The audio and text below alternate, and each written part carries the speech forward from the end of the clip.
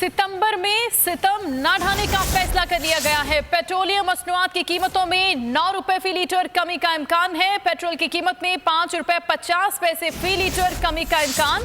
High speed diesel की कीमत में 8 रुपए फी लीटर कमी होगी। ओगरा ज़राए की जानिब से बताया गया है कि लाइट स्पीड डीजल की कीमत में 6 रुपए 70 पैसे फी लीटर कमी हो सकती है। मिट्टी का तेल 9 रुपए फी लीटर सस्ता होने का इम्कान है।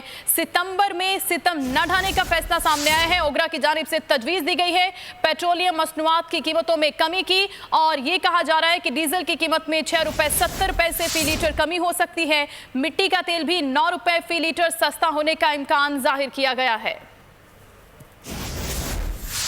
खबर आपको दे रहे हैं पेट्रोलियम मसनूआत की कीमतों के हवाले से। कहा गया है कि पेट्रोलियम मसनूआत की कीमतों में इजाफा नहीं होगा बल्कि कमी लाई जाएगी। जी हां, पेट्रोलियम मसनूआत की कीमतों में 9 रुपए फी लीटर कमी का इम्कान जाहिर किया गया है ओगरा ज़राए की जानिब से।